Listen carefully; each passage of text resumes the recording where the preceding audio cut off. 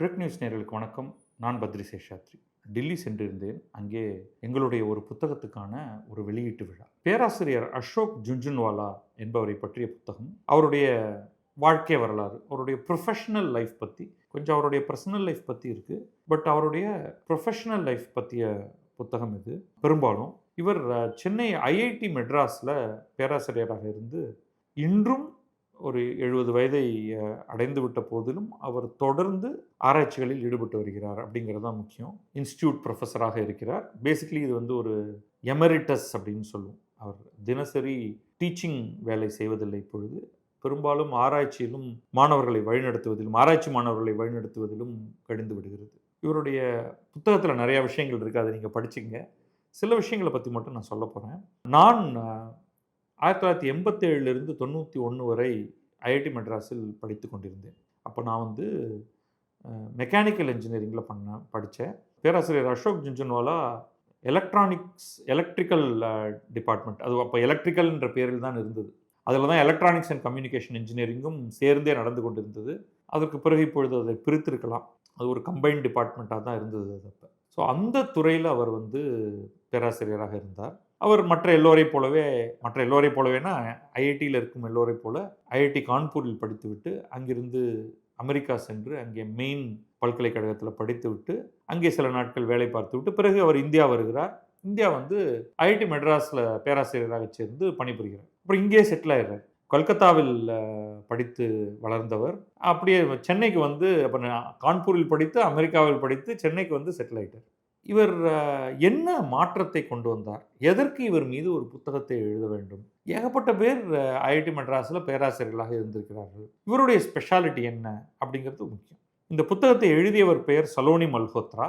எந்த விதத்தில் அவர்கள்லாம் சம்மந்தப்பட்டிருக்காங்கன்னு பார்ப்போம். என்னுடைய பார்வையிலிருந்தே சொல்லிட்டு வரேன். நான் படித்து கொண்டிருக்கும் பொழுதே இவர் வந்து ஓரளவுக்கு அங்கே பிரபலம். இப்பொழுது எனக்கு வந்து சரியாக நினைவில் இல்லை ஏன் வந்து இவருடைய பெயர், ஏன்னா வேறு டிபார்ட்மெண்ட்டை சேர்ந்த ஒரு பேராசிரியருடைய பெயர் எனக்கு தெரிய வேண்டி வந்தது ஏன் அப்படிங்கிறது எனக்கு இப்போ ஞாபகம் இல்லை எனக்கு. அதுக்கு பிறகு நான் மேற்படிப்புக்காக அமெரிக்கா போய்விட்டேன். கார்னல் பல்கலைக்கழகத்தில் படிக்கிறதுக்கு. நான் படித்தது அதே மெக்கானிக்கல் இன்ஜினியரிங் தான். நான் அங்கே இருக்கும் பொழுது இந்த கிரிக் இன்ஃபோ அப்படிங்கிற கிரிக்கெட் இன்ஃபர்மேஷனை இன்டர்நெட் மூலமாக கொடுக்கக்கூடிய ஒரு வலைத்தளம் கிரிக் இன்ஃபோ அப்படிங்கிறத தயாரிக்கக்கூடிய ஒரு வேலையில் இறங்கினேன். நானும் பலரும் பிறருடைய கருத்தில் நானும் கொஞ்சம் சேர்ந்துக்கிட்டேன் அப்படின்னு தான் சொல்லணும். அதற்கு பிறகு ஆனால் நான் முழு வேலையாகவே அதை எடுத்துக்கொள்வதுன்னு ஒரு கட்டத்தில் முடிவு பண்ணிவிட்டு இந்தியா வந்துட்டேன். என்னுடைய தீசிஸ் டிஃபென்ஸ் முடிந்த உடனேயே நான் கிளம்பி இந்தியா வந்துட்டேன். அது 1996 இறுதியில் வந்தேன். 1997லிருந்து நான் சென்னையில் இருந்து வருகிறேன். அப்போ ஒரு ஃபஸ்ட்டு சில ஆண்டுகள்லாம் வந்து நான் திருப்பி ஐஐடி மெட்ராஸ் பக்கம் போகவே இல்லை. அங்கே போகிறதுக்கு எனக்கு வந்து ஒரு ஸ்பெசிஃபிக் காரணம் எதுவும் கிடையாது. என்னுடைய டிபார்ட்மெண்ட்லேயும் எனக்கு ஒரு பெரிய ஒரு க்ளோஸ் ரிலேஷன்ஷிப் கிடையாது. ஆனால் சில ஆண்டுகள் கழித்து நான் ப்ரொஃபஸர் அசோக் ஜுன்ஜுன்வாலாவை பார்க்க போனேன். என்ன கான்டெக்ஸ்டில் நான் அவரை பார்க்க போனேன்னு தெரியல. பட் அதுக்கு பிறகு ஒரு சின்ன பழக்கம். நாங்கள் தொடர்ந்து அவ்வப்போது பேச ஆரம்பித்தோம். என்ன ஒரு புதுமையை இவர் ஆரம்பித்திருந்தார் அப்பொழுது அப்படின்னா, இண்டஸ்ட்ரியல் கன்சல்ட்டிங் அப்படிங்கிறதுல ரொம்ப ஆர்வத்தோடு அவர் இறங்கியிருந்தார். அந்த காலகட்டத்தில் வந்து நான் இப்போ சொல்கிறது வந்து 2000களுடைய ஆரம்பத்தில். அப்போ வந்து ஐஐடிஸே பெரிய அளவுக்கு இண்டஸ்ட்ரியல் கொலாபரேஷன்லாம் செய்தது கிடையாது. இந்த நிகழ்ச்சியில் அவர் பேசும்பொழுது அவர் சொன்னார், இது எப்படி நீங்கள் வந்து இந்த இன்குபேஷன் ஸ்டார்ட் அப் அப்படிங்கிற துறைக்குள்ளாம் இறங்கினீங்க அப்படின்னு ஒரு ஃபயர் சைட் சாட்டில் அவங்கள்ட்ட ஒரு கேள்வி வைக்கப்படுகிறது பேராசிரியர்கிட்ட. அப்போ அவர் சொல்கிறார், அவர் வந்து ஏதோ ஒரு IEEEன்னு அந்த துறைக்கான ஒரு குழு இருக்குது. அந்த குழுவில் போய் அவர் பேசும்பொழுது ஒரு இடத்துல இந்தியாவில் வந்து இந்த அகாடமிஷியன்ஸுக்கும் இண்டஸ்ட்ரிக்கும் இடையில் ஒரு உறவே சரியாக இல்லை. என்கிட்ட மட்டும் இவங்க எல்லாம் வந்து எல்லா டெக்னாலஜியும் 1990கள்லையும் தான் பண்ணிகிட்டு இருந்தாங்க. டெக்னாலஜி எல்லாம் வெளிநாடுகள்லேருந்து வாங்கிட்டு இருக்காங்க. அந்த டெக்னாலஜியை வச்சுக்கிட்டு அவங்க வேலை செய்கிறதுக்கு பதில் எங்கள்கிட்ட கொண்டு வந்து கொடுத்தாங்கன்னா, ஒரு ₹1,00,000 கொடுத்தாங்கன்னா, நானே வந்து அந்த மெஷினை அப்படியே நான் ரெப்ளிகேட் பண்ணி அது ஒரு ப்ரோட்டோடைப்பே செஞ்சு கொடுக்க முடியும். ஆனால் இவங்க வரமாட்டேங்கிறாங்க அப்படின்னு இவர் சொல்லியிருக்காரு. அது ஒரு பத்திரிகையில் வெளில வந்துருச்சு. ஒரு குறிப்பிட்ட நிறுவனத்தோட பெயரை சொல்லி. அந்த கம்பெனிலேருந்து அவருக்கு அடுத்து உடனே ஃபோன் வந்துருச்சு. ஃபோன் வந்துட்டு என்ன பண்ணிட்டாருன்னா, அவர் வந்து இவரை சந்தித்து ஒரு ₹1,00,000 செக் எழுதி கொடுத்துட்டார். அவர் என்ன சொன்னாருன்னா, நான் வந்து கனடாலேருந்து ஒரு தொழில்நுட்பத்தை நாங்கள் வாங்கி இங்கே பண்ணிகிட்டு இருக்கோங்க, நீங்கள் செஞ்சு கொடுக்குறீங்கன்னா நான் சந்தோஷமாக அதை பயன்படுத்துகிறேன் அப்படின்னு. அப்போ அசோக் ஜுன்ஜுன்வாலா சொல்கிறாரு, இது வந்து உடனே எனக்கு வெலவெழுத்து போயிடுச்சு. ஏன்னா நானே இது வரைக்கும் இந்த மாதிரி எதுவும் பண்ணதில்லை. நாங்கள் ஒரு பேராசிரியராக இருந்து பாடம் நடத்திக்கிட்டு இருக்கோமே தவிர, பரிசோதனை சாலையில் ஏதோ சில சோதனைகளை செஞ்சுட்டு இருக்கோமே தவிர, ஒரு மெஷினை உருவாக்கி அதை ப்ரோட்டோடைப் பண்ணி அதை ஸ்கேலபிளாக்கி அதை மேனுஃபேக்சரிங் ப்ராசஸாக மாற்றுறது அப்படிங்கிறத செஞ்சு எனக்கே பழக்கம் இல்லை. அப்புறம் சில மாணவர்களை போட்டேன், அவங்க இரவு பகலாக வேலை பார்த்தாங்க. அப்படி எங்களால் சக்ஸஸ்ஃபுல்லாக பண்ண முடியல. ஏதோ ஒரு ப்ரோட்டோடைப், ஏதோ சுமாராக ஒர்க் பண்ணுற மாதிரி ஒரு ப்ரோட்டோடைப் ஒன்று பண்ணோம். ஸோ அவரை பொறுத்த வரைக்கும் ஃபஸ்ட்டு ப்ராஜெக்ட் ஃபெயில்யூர். அது வந்து அந்த அந்த இன்வெஸ்டருக்கு, அந்த கம்பெனிக்கு அது பெரிய லாபமாக மாறியதுன்னு அது கதையை வேற சொல்கிறாரு. அதை தாண்டி அவர் சொன்னார், ரெண்டாவதாக ஒரு ப்ராஜெக்ட் பண்ணோம், அந்த ப்ராஜெக்ட்டும் வந்து அவ்வளோ சக்ஸஸ்ன்னு சொல்ல முடியாது. ஆனால் மூன்றாவது வந்து ஒர்க் ஆக ஆரம்பிச்சிருச்சு. அப்படியே நான் வந்து இண்டஸ்ட்ரியல் கன்சல்டிங் அப்படிங்கிற ஒரு துறைக்குள்ளே நான் இறங்க ஆரம்பித்தேன் அப்படின்ட்டு. அதுக்கு பிறகு அவர் வந்து பண்ணது தான் அடுத்தடுத்த லெவலுக்கு அவரை கொண்டு போகுது. ஒரு கட்டத்தில் அவர் வந்து இந்தியாவுடைய அன்றைய தொலைத்தொடர்பை பார்க்குறாரு. தொலைத்தொடர்புங்கிறது அந்த சமயத்தில் படு மோசமாக இருந்தது. மொனோபொலி, டிபார்ட்மெண்ட் ஆஃப் டெலிகம்யூனிகேஷன், பிஎஸ்என்எல்னு பிறகு பெயர் மாற்றம் அடைந்த நிறுவனம் வந்து ஒரு கவர்மெண்ட் டிபார்ட்மெண்ட்டாக இருந்துச்சு. அவங்க தான் டெலிஃபோன் கொடுப்பாங்க, வேறு யாரும் டெலிஃபோன் வசதி கொடுக்க முடியாது. நீங்கள் இன்றைக்கி பதிஞ்சு வச்சிங்கன்னா உங்களுக்கு 2 வருஷம் கழித்து உங்களுக்கு ஒரு டெலிஃபோன் லைன் கிடைக்கும். நீங்கள் கேட்டாலே அதிர்ச்சி அடைஞ்சிருவீங்க. அதில் ஒரு 15,000 ரூபா எக்ஸ்ட்ராவாக கொடுத்தீங்கன்னா ஏதோ 6லேருந்து 8 மாதத்தில் உங்களுக்கு கிடைச்சா உண்டு. அப்படியெல்லாம் நான் வந்து எனக்கு லேண்ட்லைன்லாம் வாங்கியிருக்கேன். நான் NOYT OYT அப்படின்லாம் சொல்லுவாங்க. இன்றைக்கி நேராக போய் பக்கத்தில் ஒரு கடையில் போய் அது ஏர்டெல்லோ அல்லது வோடஃபோன் ஐடியாவோ எங்கேயோ போய் நின்னீங்கன்னா ஒரு 15 நிமிஷத்தில் ஆதார் கார்டை காமிச்சிட்டு ஒரு ஃபோனோட ஒரு சிம்மோட நீங்கள் வந்துடுவீங்க. அன்றைக்கி அந்த மாதிரியான ஒரு கொடூரமான ஒரு நிலைமை இருந்தது. ஸோ அப்போ இவர் என்ன பண்ணுறாரு, இந்தியா எந்த காலத்துலேயும் தரையில் காப்பர் லைன் போட்டு டெலிஃபோன் ஃபெசிலிட்டியை அனைத்து மக்களுக்கும் கொடுக்க முடியாது அப்படிங்கிறதுனால அவர் வந்து ஒயர்லெஸ் இந்த லோக்கல் லூப் அப்படிங்கிற ஒரு தொழில்நுட்பத்தை உருவாக்க முயற்சிக்கிறார். கார் டெக்ட் ஒயர்லெஸ் இந்த லோக்கல் லூப் அப்படின்லாம் அவரும் வேறு சில ப்ரொஃபஸர்ஸும், பாஸ்கர் ராமமூர்த்திங்கிறவரும் முக்கியமானவர். பின்னாடி அவர் வந்து ஐஐடி மெட்ராஸுடைய டைரக்டராக ஆகிறார். இன்னும் அங்கே தான் அவர் ப்ரொஃபஸராக இருந்துகிட்டு இருக்கார் இப்பொழுதைக்கும். ஸோ இவங்கெல்லாம் சேர்ந்து அந்த ரிசர்ச்சில் இறங்குறாங்க. பட் அதுக்குள்ளே வந்து இந்த மொபைல் ஃபோன் ரெவல்யூஷன் வருது. அது ஒயர்லெஸ் இந்த local loop full and full அது எஸ்டாப்ளிஷ் ஆகிறதுக்குள்ள இந்த ஜிஎஸ்எம் தொழில்நுட்பத்தில் மொபைல் ஃபோன் வந்து வேறு லெவலுக்கு போயிடுது. ஆனால் அந்த தொழில்நுட்பத்தை அவர்கள் தொடர்ந்து பயன்படுத்தி சில நிறுவனங்களை உருவாக்க ஆரம்பிக்கிறார்கள். மைதாஸ், பேனியன், என்லாக் போன்ற கம்பெனிகள் எல்லாம் வந்து அவங்க உருவாக்குறாங்க. அப்போ வந்து இந்த தொழில்நுட்பத்தை உருவாக்கி இந்த நிறுவனங்களை எல்லாம் அவர்கிட்ட படிக்கக்கூடிய மாணவர்களும் ஆராய்ச்சியாளர்களும் உருவாக்கும் பொழுது இந்த 3 பேரும் பேராசிரியர்கள் அசோக் ஜுன்ஜுன்வாலா, பாஸ்கர் ராமமூர்த்தி, டிமோத்தி கோன்சால்விஸ், இந்த 3 பேரும் இதை பற்றி என வேலைகளில் இறங்கும் பொழுது அசோக் ஜுன்ஜுன்வாலாவை ஒரு பேராசிரியர் பார்க்க வராரு, வேற ஒருத்தர். இது வந்து சரஸ்வதி தேவியின் இடமாக இருந்தது, இதை நீங்கள் லக்ஷ்மிக்கான இடமாக மாற்றுகிறீர்கள், கல்வின்னு நாங்கள் போயிட்டு இருக்கும்போது பணத்தின் பின்னால் நீங்கள் போகிறீர்கள்னு சொன்னது இவருக்கு வந்து சுருக்குன்னு குத்திருச்சு. அப்போ அவங்க 3 பேரும் சேர்ந்து இந்த 3 பேராசிரியர்களும் என்ன முடிவு பண்ணுறாங்கன்னா, நம்ம உருவாக்கக்கூடிய இந்த நிறுவனங்களில் நாம் பங்குகளை பெற மாட்டோம், எங்களுக்கு அது வேண்டாம். இன்றைக்கு பார்த்தீங்கன்னா அனைத்து பேராசிரியர்களும் தாங்கள் உருவாக்கக்கூடிய தங்களுடைய மாணவர்களோடு உருவாக்கக்கூடிய ஸ்டார்ட் அப் நிறுவனங்களில் அவர்கள் ஒரு சின்ன ஸ்டேக்கையாவது எடுத்துக்கிறாங்க. அது பல கோடி ரூபாய் பிரமாணம் உள்ளதாக மாறுகிறது. ஆனால் இந்த 3 பேரும் ஐஐடி மெட்ராஸில் முன்னோடிகளாக தங்களுக்கு தாங்கள் உருவாக்கும் அந்த நிறுவனத்தில் ஒரு பங்கு கூட வேண்டாம், ஒத்த ரூபா கூட வேண்டாம். ஏன்னா நாளைக்கு யாரும் கிரிட்டிசைஸ் பண்ண முடியாது, நீ பணம் பண்ணணுங்கிறதுக்காகத்தானே இந்த மாதிரியான வேலைகளில் இறங்குகிறாய் அப்படின்னு யாரும் கிரிட்டிசைஸ் பண்ணிடக்கூடாதுங்கிறதுக்காகவே அவங்க அந்த பங்குகளை எடுத்துக்கொள்ளவில்லை. இன்று வரைக்கும் அவங்க வந்து பல நிறுவனங்களை உருவாக்கி இருக்கிறார்கள். அவர்களுடைய முயற்சியால் அவர்களோட லேபில் எதிலும் அவர்கள் பங்கை எடுத்துக்கொள்ளவில்லை. ஸோ இது வந்து ஒரு ஹை பாயிண்ட். இது அதுக்கு பிறகு இவர் வந்து ரொம்ப புஷ் பண்ணி ரூரல் டெக்னாலஜிஸ், கிராமப்புறங்களில் பல விஷயங்கள் அவங்கள்ட்ட கிடைக்காம இருக்குது, ஸோ கிராமப்புற மக்களுடைய வாழ்க்கையை மேம்படுத்தக்கூடியது மாதிரியான டெக்னாலஜிஸை உருவாக்கணும் அப்படின்ட்டு அதுக்கான முயற்சிகள் இறங்குறாரு. அந்த நேரத்தில் தான் அந்த ஆர்டிபிஐன்னு ஒரு அமைப்பு, அதில் நான் வந்து ஒரு சின்ன பங்களிப்பை செய்ய ஆரம்பிக்கிறேன். என்னை வந்து அதோடைய அட்வைசரி போர்டில் ஒரு மெம்பராக அவர் சேர்க்குறாரு. அப்போ வரிசையாக ஒரு சில கம்பெனிஸை அவங்க உருவாக்குறாங்க. அதில் ஒரு கம்பெனி வந்து தேசி க்ரூ அப்படின்னு. ஏன் வந்து இன்னைக்கு பிபிஓ சர்வீசஸ் எல்லாம் நகரங்களில் நடந்து கொண்டு இருக்கிறது, இதே பிபிஓ சர்வீஸை கிராமத்தில் ஏன் செய்யக்கூடாது அப்படிங்கிறதுக்காக உருவானது தான் தேசி குரூஸ். அதை உருவாக்கியவர் தான் சலோனி மல்ஹோத்ரா. இந்த புத்தகத்தை எழுதிய சலோனி மல்ஹோத்ரா அவர் டெல்லியிலிருந்து சென்னை வந்து இவருடைய அசோக் ஜுன்ஜுன்வாலாவுடைய லேப்ல ஆர்டிபிஐயோட இணைந்து இந்த கம்பெனியை உருவாக்குறாரு. அது அவருடைய ஆரம்ப காலத்திலிருந்து நான் அதை பார்த்து வந்தேன். இன்னும் ஒரு 2 மாணவர்கள், அவங்களும் டெல்லியை சேர்ந்தவர்கள். உமேஷ்னு ஒரு பையன், ரவின்னு ஒரு பையன். இவங்க 2 பேரும் டெல்லியில் ஒரு சாதாரணமாக ஒரு காலேஜில் படிச்சுட்டு, ஒரு top of the line institution கிடையாது, படித்து விட்டு நேராக இங்கே அசோக் ஜுன்ஜுன்வாலாவை எங்கேயோ ஒரு இடத்துல சந்திக்கிறாங்க. அவர் வந்து நாங்கள் ஒரு புதிதாக ஒரு கம்பெனியை உருவாக்கணும்னு விரும்புகிறோம் அப்படின்னு. இதெல்லாம் வந்து 2008 நினைக்கிறேன். அந்த காலகட்டத்தில் நம்ம இப்போ சொல்லக்கூடிய எந்த ஸ்டார்ட் அப்பும் பெரிய விதத்திலலாம் நடக்கவே இல்லை. இவர் வந்து வாங்க அப்படின்னு சொல்லிடுறாரு. இவங்க வந்து புட்டியை கட்டிட்டு இங்கே வந்துடுறாங்க சென்னைக்கு. சென்னையில் வந்து அவங்க இவருடைய லேபில் இருக்காங்க. இவர் வந்து ஒரு ஐடியா அப்போ என்ன சொல்கிறாருன்னா, இந்த ரூரல் டெக்னாலஜி தான் அவர் மனசில் இருக்குது. அவர் முன்வைக்கிற ஒரு டெக்னாலஜி வந்து இந்த மொபைல் ஃபோன் எல்லாத்தையும் சரியாக யூஸ் பண்ண நம்ம மக்களுக்கு தெரியல. நான் சொல்கிறது 2007, 2008. அவங்களுக்கு ஃபோனில் வந்து பட்டன் எல்லாம் அழுத்த தெரியாது. ஆனால் அவங்களுக்கு அந்த ரோட்டரி ஃபோன், பிசிஓ பாக்ஸஸ் இருக்கு இல்லையா, பப்ளிக் டெலிஃபோன் பூத்ஸ்னு ஒரு காலத்தில் இருந்ததுங்க. அதெல்லாம் பப்ளிக் கால் ஆஃபீஸ்ன்னு சொல்லுவோம், பிசிஓ அப்படின்ட்டு. அந்த பூத்தில் போய் அவங்களுக்கு ஃபோன் போட தெரியும். ஆனால் அந்த ஃபோனில் எப்படி அவங்க வந்து இன்ட்ராக்ட் பண்ணுவாங்க? மொபைல் ஃபோன் வந்துருச்சு, ஆனால் அந்த மொபைல் ஃபோன் ஆப்பெல்லாம் ஒன்றும் வரத்துக்கு ரொம்ப பின்னாடி. இன்றைக்கி நம்ம மக்கள், கிராமத்தில் இருக்கக்கூடிய மக்களும் ஆப்பை பயன்படுத்துகிறாங்க, ஜிபே பண்ணுறாங்க, எல்லாம் சர்வசாதாரணமாக பண்ணுறாங்க. அப்போ அதெல்லாம் கிடையாது. ஸோ அந்த சமயத்தில் வந்து இவங்களுக்கு வாய்ஸ் ரெஸ்பான்ஸ் பேஸ்டு டெக்னாலஜியை எப்படி தயாரிப்பது? ஸோ இந்த கிராமப்புறத்தில் இருக்கக்கூடிய மக்கள் ஃபோனை பயன்படுத்தி தகவல் பெற முடியுமா, அதோட இன்ட்ராக்ட் பண்ண முடியுமா அப்படிங்கிறது ஒரு கேள்வியாகுது. எப்படி இன்ட்ராக்ட் பண்ணுவீங்க? நம்மகிட்ட ஐவிஆர் சிஸ்டம்னு இருந்தது.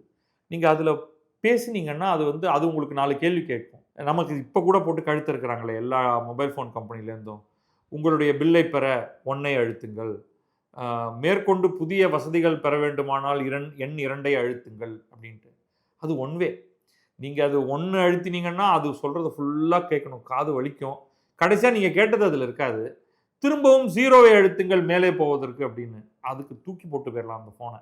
ஆனால் இவங்க என்ன பண்ண முற்பட்டாங்கன்னா, இந்த கம்பெனி வந்து இந்த ரவி, உமேஷ் 2 பேரும் வாய்ஸ் ரெஸ்பான்ஸ் மாதிரி இல்லாமல் வாய்ஸே இன்டர்ப்ட் பண்ண முடியுமா? இப்போ நம்ம பேசுகிறோம் அந்த பக்கம் இருக்கிறவங்கள்ட்ட, அந்த மாதிரி அந்த பக்கம் ஒரு கம்ப்யூட்டர் இருக்குது. அது வந்து உங்கள்கிட்ட சொல்லும், உங்களுக்கு என்ன வேண்டும், எனக்கு வந்து என்னுடைய வங்கியில் எவ்வளோ ரூபாய் இருக்குது அப்படின்னு சொல்ல முடியுமா அப்படின்னு. இப்படியே பேச்சு தமிழ்லையோ, பேச்சு ஹிந்திலேயோ, பேச்சு ஆங்கிலத்திலையோ. உடனே அது வந்து 1 நிமிடம் இருங்கள், இதை பார்த்து விட்டு வருகிறேன்னு பார்த்துட்டு உங்களுடைய வங்கி கணக்கில் இத்தனை ரூபாய் இருக்கிறது. மேபி அது ஆரம்பத்தில் உங்களுக்கு வந்து நீங்கள் தானா அப்படின்னு உறுதிப்படுத்திக்கணும். நீங்கள் யாரோ ஒருத்தர் பேரை சொல்லி அவருடைய கணக்கில் எவ்வளவு இருக்குது அப்படின்னு கேட்டால் அது பெரிய பிரச்சனை ஆகிடும். ஸோ அதுக்கு எப்படி ஆத்தென்டிகேட் பண்ணுறது, குரலை வச்சு ஆத்தென்டிகேட் பண்ண முடியுமா போன்ற பல தொழில்நுட்பத்துக்குள்ளே அவங்க இறங்கினாங்க. அந்த கம்பெனியோட பேர் யூனிஃபோர். அந்த யூனிஃபோருடைய கம்பெனிக்கு ப்ரொஃபஸர் அசோக் ஜுன்ஜுன்வாலா என்ன வந்து அதோடைய முதல் டைரக்டராக, அவுட் சைட் டைரக்டராக அதில் பணியாற்ற சொன்னார். அவர்களுக்கு ஹெல்ப் பண்ணி அந்த அந்த நிறுவனத்தை மேலே கொண்டு போகிறதுக்கு. இன்றைக்கி யூனிஃபோர் வந்து ஒரு மிகப்பெரிய, இந்த யூனிகான்னு சொல்லுவாங்க இல்லையா, $1 பில்லியன்+ வேல்யூவேஷனில் இருக்கக்கூடிய ஒரு கம்பெனி. அதோடைய ஆரம்ப காலத்தில், அதோடைய முதல் 2.5 ஆண்டுகளுக்கு நான் வந்து அவங்களுக்கு என்னால் முடிந்த சில உதவிகளையும் வழிகாட்டுதலை நான் செய்திருக்கிறேன். ஸோ இப்படி தான் நான் வந்து ஜுன்ஜுன்வாலாவோடு என்னுடைய ஒரு இன்ட்ராக்ஷன் இருந்திருக்கு. அந்த கட்டத்துக்கு பிறகு என்ன ஆரம்பிச்சதுன்னா, இவர் வந்து அவருடைய விஷன் இன்னும் பெருசாகுது. இப்போ நம்முடைய டிபார்ட்மெண்ட்லேருந்து நம்ம சில ஸ்டார்ட் அப்ஸை ஊக்குவிக்கிறோம். ஆனால் இது ஏன் வந்து இன்னும் பெரிய அளவுக்கு கொண்டு போகக்கூடாது? ஃபார்ச்சுனேட்லி அந்த நேரத்தில் என்ன ஆயிடுச்சு அப்படின்னா, ஐ திங்க் அந்த சமயத்துக்குள்ளே வந்து professor Bhaskar Ramamurthy IIT director ஆகிட்டார். இவருடைய கொலாபரேட்டர், கூடவே சேர்ந்து ஒர்க் பண்ணுறவர். உடனே இவங்க வந்து ஒரு மிகப்பெரிய விஷன் ஒன்று முன்வைக்கிறாங்க. IIT Madras research park. இன்றைக்கி வந்து ஐஐடி கொஞ்சம் தள்ளி தரமணியில் ஒரு மாபெரும் கட்டடம், இது இந்தியாவிலேயே ஒரு யூனிக்கான ஒரு இது இங்கே ஆரம்பிக்குது. ஸோ அப்போ அதை வந்து முன்னின்று நடத்தியது முழுக்க அசோக் ஜுன்ஜுன்வாலா. அவர் வந்து இது எப்படி இருக்கணும், இது எப்படி இன்குபேஷனை ஊக்குவிக்கணும், மாணவர்கள் எப்படி இதுக்குள்ளே வருவாங்க, பேராசிரியர்கள் இதுக்குள்ளே எப்படி இன்வால்வ் ஆவாங்க, வெளியில் இருந்திருக்கக்கூடிய நிறுவனங்கள் எப்படி வரும், இதை உருவாக்குவதற்கு நம்ம வந்து அரசிடம் இருந்து பணம் பெறக்கூடாது. ரொம்ப தெளிவாக இருந்தார் அவர். அரசிடம் இருந்து பணம் பெறக்கூடாது, மாறாக நம்ம வங்கியிலிருந்து கடன் பெற்று இந்த ரிசர்ச் பார்க்கை கட்டி அதிலிருந்து வரக்கூடிய வருமானத்தை வைத்து நம்ம வந்து, ஏன்னா அந்த ரெண்டல் மற்ற இன்கம்லாம் வரும், நம்ம வந்து வங்கி கடனை அடைத்து விடலாம். இன்னைக்கு அவங்க வந்து கிட்டத்தட்ட 350 கோடி ரூபாய் ஒரு கல்வி நிலையம். இது வந்து இந்தியாவில் இதெல்லாம் நடந்ததே கிடையாது. அப்போ நீங்கள் எப்பேற்பட்ட ஒரு ஒரு பெரிய சாதனை அவர் செய்திருக்கார் அப்படிங்கிறது உங்களுக்கு புரிய வரும். ரிசர்ச் எல்லாம் ஒன்றுமே இல்லை, இந்த மாதிரியான ஒரு இன்ஸ்டிடியூஷனை கட்டுறது தான் கஷ்டம். 350 கோடி ரூபாய் கிட்டத்தட்ட அவங்க லோனாக பெற்று ஒரு வேர்ல்டு கிளாஸ் பில்டிங் அந்த இடத்துல லேண்ட் வாங்கி, அதற்கு அஃப்கோர்ஸ் ஜெயலலிதா சீஃப் மினிஸ்டராக இருந்தாங்க, அவங்க லேண்ட் அலோகேட் பண்ணாங்க. ஆனால் அது ஏதோ ஒரு காஸ்ட் அதுக்கு இருந்தது. அவங்க அந்த ஜெயலலிதா ஒரு எம்ஜிஆர் ஃபிலிம் இன்ஸ்டிடியூட்டோட எக்ஸ்டென்ஷனுக்காக அந்த வாங்கி வச்சிருந்த லேண்டை ஒரு பகுதியை இதற்கு அவங்க கொடுத்தாங்க. அந்த இடத்துல இந்த கட்டடம் எழுப்பப்பட்டு இன்னைக்கு வந்து ப்ரைட் ஆஃப் பிளேஸ். வேற எந்த ஐஐடிக்குமே இந்த மாதிரியான ஒரு இடம் கிடையாது. இன்றைக்கு 400க்கும் மேற்பட்ட ஸ்டார்ட் அப் நிறுவனங்கள் அங்கே வந்திருக்கின்றன. ஒரு அப்ராக்சிமேட் கால்குலேஷன் படி அவற்றுடைய மார்க்கெட் கேபிட்டலைசேஷன் சுமார் 70,000 கோடியிலிருந்து 80,000 கோடி, ப்ராபப்ளி இன்னைக்கு 1 லட்சம் கோடி கூட ஆகியிருக்கலாம். அவ்வளோ பெரிய அளவுக்கு அது ஒரு எக்கானமியில் ஒரு பெரும் பாய்ச்சலை செய்திருக்கிறது. பல யூனிகார்ன்ஸ் இருக்குங்க, வெவ்வேறு technology, health technology, AI technology, பல நிறுவனங்கள் அங்கே இருக்குது. வெளியிலிருந்து ஆராய்ச்சி செய்யக்கூடியவர்கள், இப்போ செங்கோபைன் வந்து அங்கே ஒரு பெரிய அவங்களுடைய அலுவலகத்துக்குள்ள அவங்க வைத்துக் கொள்வதுங்கிறது இல்லாமல் ஆர்என்டி ஃபெசிலிட்டியை ஐஐடி மெட்ராஸ் ரிசர்ச் பார்க்கில் வச்சுருக்காங்க. ஸோ அதை உருவாக்கி கட்டி ஆட்களை அங்கே கொண்டு வந்து அங்கே பல்வேறு டெக்னாலஜிகள் நடப்பதற்கான ஒன்றை ஏற்படுத்தியிருக்கிறார். ஒரு ஒரு சாம்பிள் சொல்கிறதா இருந்தால், ஏத்தர் பைக் இருக்கு இல்லையா, அது ஐஐடி மெட்ராஸ் ரிசர்ச் பார்க்கில் இன்குபேட் பண்ணப்பட்ட கம்பெனி. அக்னிகுல் காஸ்மோஸ் இன்னைக்கு ராக்கெட் விடுறாங்க இல்லையா, அதோட ஒன்று ஸ்கை ரூட்டுங்கிறது சற்றே முன்னாடி போயிருக்கு. அது ஹைதராபாத் பேஸ்ட் நிறுவனம். அக்னிகுல் காஸ்மோஸ் இங்கே இன்குபேட் பண்ணப்பட்டது. இது எல்லாருக்கும் வெளியில் தெரிஞ்சதுனால. அது தவிர வந்து ட்ரோன்ஸ், பல நிறுவனங்கள், டீப் டெக்னாலஜி, எலக்ட்ரிக் வெஹிக்கிள் சம்பந்தமாக அது இதுன்னு ஏகப்பட்டது அங்கே நடந்துகிட்டு இருக்கு. ஸோ அதோடைய father of IIT Madras research பார்க்னா கட்டாயமாக அசோக் ஜுன்ஜுன்வாலாவை சொல்லலாம். இது இவ்வளோதானா இவரோடதுன்னா இன்னும் நிறைய விஷயங்கள் இருக்குது. ஒரு 2-3 மட்டும் சொல்லிட்டு நான் நிறுத்திடுறேன் இதை. As a researcher, as a teacher, இவர் வந்து டெக்னாலஜியை முன்வைத்த ஒருவர் அப்படிங்கிறதுனால பல பப்ளிக் நிறுவனங்களில் இவர் போர்டில் டைரக்டராக இருந்திருக்கார். உதாரணத்துக்கு ஸ்டேட் பேங்க் ஆஃப் இந்தியாவுடைய போர்டில் இவர் வந்து டைரக்டராக இருந்தார். அந்த நேரத்தில் பியூஷ் கோயல், இப்பொழுது அமைச்சராக இருக்கக்கூடிய காமர்ஸ் அண்ட் இண்டஸ்ட்ரி அமைச்சராக இருக்கக்கூடிய பியூஷ் கோயல், அந்த சமயத்தில் அவரும் டைரக்டராக இருந்தார் ஸ்டேட் பேங்க் ஆஃப் இந்தியாவில். அப்போ தான் அவங்க 2 பேருக்கும் இடையில் வந்து ரொம்ப நெருங்கிய ஒரு நட்பு. ஏன்னா 2 பேருமே வந்து அதோடைய டெக்னாலஜி கமிட்டியுடைய சேர்பர்சனாக அசோக் ஜுன்ஜுன்வாலாவும், டெபுட்டி சேர்பர்சனாக பியூஷ் கோயலும் இருந்தார். அந்த நேரத்தில் தான் இவங்க வந்து கோர் பேங்கிங் அப்ளிகேஷன், இன்னைக்கு எந்த பேங்க் எடுத்தாலும் அது வந்து கம்ப்ளீட்டாக ஒரு இன்டர்நெட் கனெக்டட் கிளவுட் சிஸ்டத்தில் வேலை செய்யுது. அப்போ ஸ்டேட் பேங்க் ஆஃப் இந்தியா தான் முதல் முறையாக கோர் பேங்கிங் அப்ளிகேஷனை அவங்க இன்ட்ரடியூஸ் பண்ணுறாங்க. அப்போ அந்த கோர் பேங்கிங் சாஃப்ட்வேர் எப்படி இருக்கணும், அது டெக்னாலஜிக்கலி எந்த மாதிரியான தரத்தில் இருக்கணும், அதில் என்னென்ன ஓட்டைகள் இருக்கக்கூடாது, ப்ரீச் இருக்கக்கூடாது, இது பணம் சம்மந்தப்பட்டது.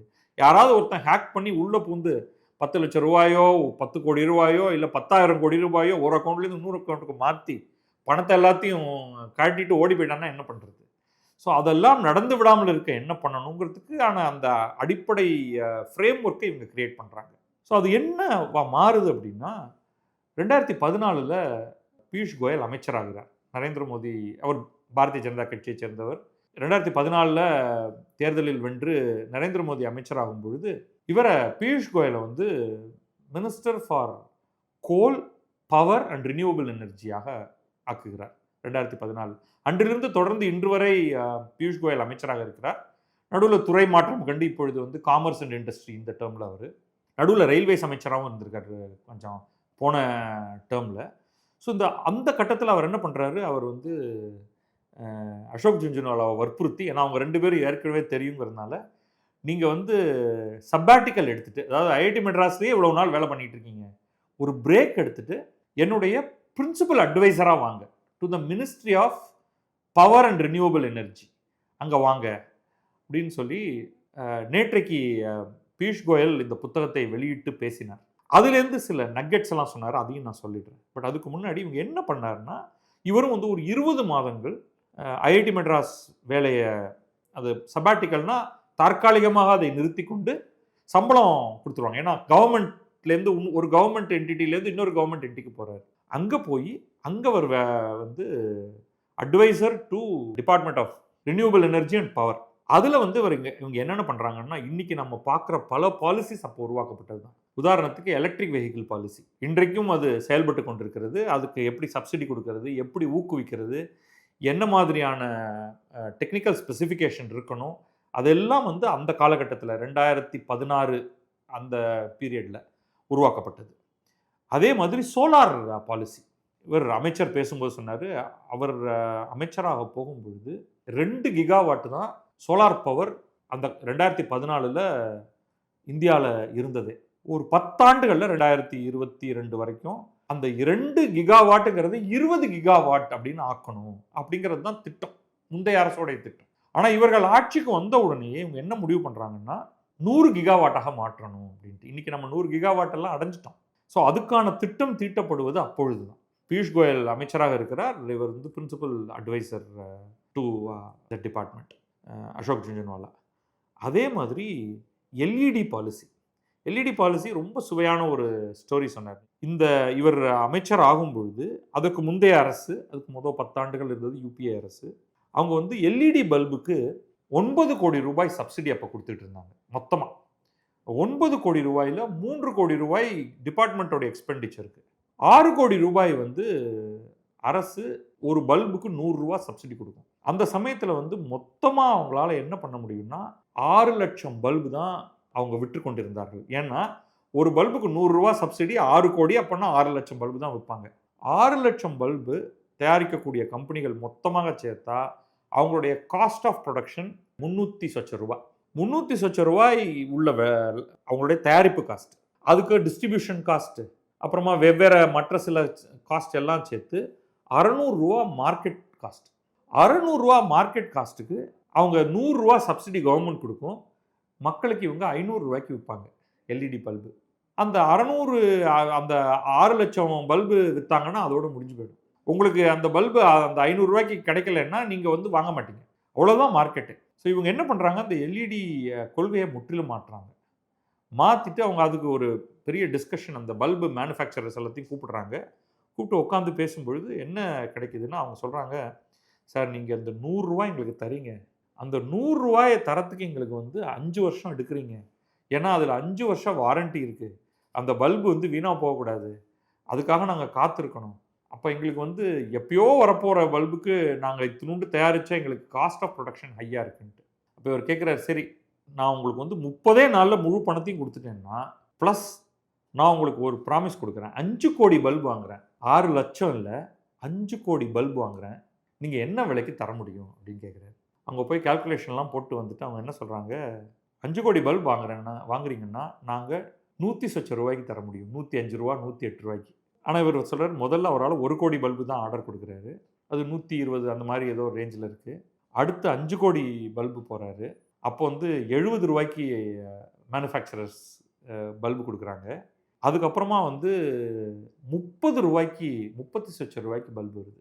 ஸோ ஆல்ரெடி அந்த ஸ்கீம் வந்து பயங்கர சக்ஸஸ் ஆயிடுச்சு, அதனால் அந்த ஸ்கீமே நிறுத்திடுறாங்க. ஏன்னா இப்போ மார்க்கெட்டுக்கே வந்துருச்சு. By then crores and crores of bulb இந்த எல்லா கம்பெனிகளும் சேர்ந்து மேனுஃபேக்சர் பண்ணுது. அதனால் கடைகளில் அவ்வளவு சீப்பாக எல்இடி லேம்ப் கிடைக்கிறதுனால எல்லாரும் வாங்குறாங்க. அப்போ இந்த எல்இடி லேம்புக்கு மாறுறதுக்கு என்ன மாதிரியான ஒரு ப்ராசஸ் அவங்க கொண்டு வராங்க, அதன் விளைவாக இந்தியாவுக்கு எவ்வளவு எலக்ட்ரிசிட்டி சேவ் ஆகுது, carbon di oxide emission save ஆகுது, இப்படி பல்வேறு திட்டங்கள். அது மாதிரி கரியில் என்ன பண்ணாங்க அதெல்லாம் சொன்னார். சொல்லிட்டு இந்த அளவுக்கு வந்து ஒரு ப்ரொஃபஸர் அவர் வேலையை விட்டுட்டு வரும்பொழுது அவர் சொல்கிறாரு, நான் வந்து உங்கள்கிட்ட ஒர்க் பண்ணணும்னா நீங்கள் இப்படிலாம் இருக்கணும், நீங்கள் என்ன பண்ணுவீங்க அப்படின்லாம். அவர் என்ன யூஸ்வலி நான் வந்து இன்டர்வியூ பண்ணி தான் ஒருத்தரை இந்த என்னுடைய டிபார்ட்மெண்ட்டுக்கு வந்து அட்வைசராக வரீங்களா அப்படின்னு கேட்பேன். ஆனால் ப்ரொஃபஸர் அசோக் ஜுன்ஜுன்வாலா என்னை வந்து இன்டர்வியூ பண்ணார், நீ இப்படி பண்ணுவியா, இதை பண்ணுவியா, அதை பண்ணுவியான்னு, அப்படிப்பட்ட ஒரு ஆள் அப்படின்ட்டு. இவருக்கு பத்மஸ்ரீ விருது கொடுத்துருக்காங்க. சில ப்ரொஃபஸர்ஸ்க்கு பெரிய அளவுக்கு அந்த மாதிரி விருதுகள் பெற்ற பல பேர் இருக்காங்க. பட் என்னை பொறுத்த வரைக்கும் இவர் வந்து ரொம்ப ஒரு யூனிக்கான ஒரு பர்சன் அப்படின்னு நான் சொல்லுவேன். காரணம் என்னென்னா, இந்த என்டையர் ஐஐடி சிஸ்டத்துலேயே படிக்கணும். படித்து முடித்த உடனே மக்களுக்கு வந்து 3 பாசிபிலிட்டிஸ் இருந்தது அந்த சமயத்தில். ஐஐடி மட்டும் நான் சொல்கிறேன். ஒன்று நம்பர் 1 அமெரிக்கா போகணும். Guilty as charge. நான் அதான் பண்ணேன். எனக்கு என்ன பண்ணுறதுன்னு தெரியல. எல்லாரும் போனாங்க. நானும் அவங்க பின்னாடியே கிளாஸில் ஃபஸ்ட்டு இருந்தேன். அதனால் நான் அமெரிக்கா அப்ளை பண்ண உடனே எனக்கு 2, 3 பல்கலைக்கழகத்தில் கிடைச்சிருச்சு. நான் ஓடி போயிட்டேன். அப்புறம் நல்ல வேலையாக திரும்பி வந்தேன். அது வேறு விஷயம். 2வது ஐஏஎம் படிக்க போகணும். இந்த கேட்டுன்னு ஒரு எக்ஸாம் எழுதுவாங்க. எழுதி அப்போ ஒரு 5 ஐஏஎம் இருந்தது. இப்போ இன்னும் கொஞ்சம் அதிகமாகிடுச்சு. எப்படி ஐஐடிஸ் அதிகமாக இருக்கோ ஐஏஎம்க்கு போயிடணும். 2வது. 3வது சிவில் சர்வீசஸ். முக்கியமாக இந்த டெல்லி, ஐஐடி டெல்லி படிக்கிற மாணவர்களுக்கு, கான்பூர் இவங்களுக்கெல்லாம் இதுதான் பெரிய விஷயம். அமெரிக்கா போகிறத விட ஐஏஎம்க்கு போகிறத விட ஐஏஎம் போயிட்டாங்கன்னா அதுக்கப்புறம் என்னென்னா ஏதாவது ஒரு கன்சல்டிங் கம்பெனி, இந்துஸ்தான் யூனிலீவர் இந்த மாதிரி ஏதாவது ஒன்றில் போய் சேர்ந்துடலாம். அதுக்கப்புறம் படிப்படியாக மேலே போய் அந்த பெரிய நிறுவனத்தோடைய தலைமை பதவிக்கே போயிடலாம். இல்லைன்னா அவங்க வந்து ஐஏஎஸ் படித்து ஒரு ஏதோ ஒரு துறையோடைய செயலர் ஆகிடலாம். ஐஏஎஸ் படித்தா அது கொடுக்கக்கூடிய வாய்ப்புகள் ஏராளம். அதோட நான் விட்டுறேன். வெகு சிலர் தான் இண்டஸ்ட்ரிக்கே போவாங்க. ரொம்ப பரிதாபமான ஒரு நிலை. இந்தியாவுடைய ப்ரீமியர் இன்ஸ்டிடியூஷன் இன்ஜினியரிங் அண்ட் டெக்னாலஜினா இதுதான் அப்படின்னு டிஃபைன் பண்ணக்கூடிய ஒரு இன்ஸ்டிடியூஷன். அதுலேருந்து ஒட்டுமொத்தமாக 10% பேர், நான் சொல்கிறது 1990களில் இதுதான், அது வரைக்குமே இதுதான் நிலைமை. 10% பேர் அதோடைய என்ஜினியரிங் துறைக்கு எல்என்டியில் போய் வேலை பார்க்குறதோ, இல்லை சீமென்ஸோடைய ஃபேக்ட்ரியில் போய் வேலை பார்க்குறதோ, இல்லை ஒரு கப்பல் கட்டுமான துறையில் போய் வேலை பார்க்குறதோ, ஒரு பெரிய கெமிக்கல் என்ஜினியரிங் ஃபேக்ட்ரிக்கு போய் வேலை பார்க்குறதோ வெறும் 10% தான். எல்லாம் வேறு இடத்துக்கு போயிடுவாங்க. அதை மாற்றியது அப்படிங்கிறது எப்போ ஸ்டார்ட் அப் நீங்களே ஒரு நிறுவனத்தை ஆரம்பிக்கலாம் அப்படிங்கும் பொழுது தான். அது 2000களில் நடக்குது. அதில் முன்னோடியாக இருந்தது ஐஐடி மெட்ராஸ் தான் என்றால் அதில் மிகையே இல்லை. வேற எந்த ஐஐடியும் அது கிட்ட கூட வர முடியாத நிலை தான் இன்றைய நிலையே. அவ்வளவு நிறுவனங்கள் கம்ப்ளீட்டாக இதை சேஞ்ச் பண்ணி புதிதான பிரச்சனைகளுக்கான தீர்வுகளை முன்வைக்கக்கூடிய கருவிகள். இதில் நிறைய பேர் மொபைல் ஆப் பண்ணுவாங்க. அதில் எனக்கு வந்து லெஸ் இன்ட்ரெஸ்ட். ஆனால் இந்தியாவிலேயே தயாரான ராக்கெட், இந்தியாவிலேயே தயாரான எலக்ட்ரிக் பைக், இதெல்லாம் ஒரு சில எக்ஸாம்பிள் தான். இன்னும் எக்கச்சக்கமாக இருக்குது. இந்த water technology, waste disposal technology, நமக்கு தெரியாத பல்வேறு விஷயங்கள் உள்ளே நடந்து கொண்டிருக்கின்றன. அதெல்லாம் பற்றி பேசுகிறதாக இருந்தால் அதுக்கே வந்து பல எபிசோட் தேவைப்படும். அந்த மாதிரியான ஒரு புரட்சியை ஏற்படுத்தியது, அதுக்கான இன்ஃப்ராஸ்ட்ரக்சரை ஏற்படுத்தியது இன்றைக்கு பல பேராசிரியர்கள், அசோக் ஜுன்ஜுன்வாலா, பாஸ்கர் ராமமூர்த்தி, டிமோத்தி கொன்சால்விஸ் போன்றவர்கள் ஸ்டேக் எடுத்துக்கொள்ளியே தவிர இந்த 3 பேர் இன்றைக்கு பலர், என்னுடைய பேட்ச்மேட், அவரை பற்றி கட்டாயமாக சொல்லணும்னா சத்யா சக்கரவர்த்தின்னு, இந்த ஏரோஸ்பேஸ் டிபார்ட்மெண்ட்டில் வந்து பல புதுமையான வேலைகள் செய்கிறதுல அவர் தான் முன்னுதாரணமாக இருக்கார். இந்த அக்னிகுல் காஸ்மோஸ் வந்து அவருடைய லேப்லேருந்து உருவானது தான். இப்போ பறக்கும் கார்னு ஒன்று அவங்க பண்ணிகிட்டு இருக்காங்க. அது எப்போ வெளில வரும் அப்படின்லாம் தெரியாது. அதெல்லாம் வந்து அவருடைய இதுலேருந்து வருது. சிவில் இன்ஜினியரிங்லேருந்து ஒரு துவஷ்டான்னு ஒரு கம்பெனி வந்திருக்கு. அவங்க வந்து 3D printing of large structures அது மாதிரி. ஸோ ஏகப்பட்ட டெக்னாலஜி. இப்போ இந்த புதுமையை உருவாக்குறதுக்கு ஐஐடி மெட்ராஸ் ரிசர்ச் பார்க் காரணமாக இருந்திருக்கு. அதை உருவாக்குவதற்கு ப்ரொஃபஸர் அசோக் ஜுன்ஜுன்வாலா காரணமாக இருந்திருக்கிறார். அப்படி என்ன பண்ணார் அப்படிங்கிறது தான் இந்த புத்தகத்தில் இருக்குது. சென்னையில் ஒரு வெளியீட்டு விழா இது வரைக்கும் நடந்திருக்கு, பெங்களூரில் நடந்திருக்கு, டெல்லியில் நடந்திருக்கு, இன்னும் பல இடங்களில் இந்த விழா நடக்கும். இப்பொழுதைக்கு புத்தகம் ஆங்கிலத்தில் தான் இருக்குது. தமிழில் எப்போ வரும்னு தெரியாது எனக்கு. கொண்டு வருவோம் என்று நம்புகிறேன். அதனால் ஆங்கிலம் படிக்க தெரிந்தவர்கள் கட்டாயமாக இந்த புத்தகத்தை வாங்கி படியுங்கள். சலோனி மல்ஹோத்ரா எழுதிய roots and wings, building India's deep tech ecosystem, professor Ashok Jhunjhunwala பற்றிய ஒரு ஆத்தரைஸ்ட் பயோகிராஃபி. வெளியீடு கிழக்கு பதிப்பகத்துடைய சகோதர பிராண்டான ஆக்சிஜன் புக்ஸிலிருந்து. இதிலிருந்து பல விஷயங்களை நீங்கள் தெரிந்து கொள்வதற்கான வாய்ப்பு இருக்கிறது. நன்றி, வணக்கம். நான் பத்ரி சேஷாத்ரி. இது கிழக்கு நியூஸ்.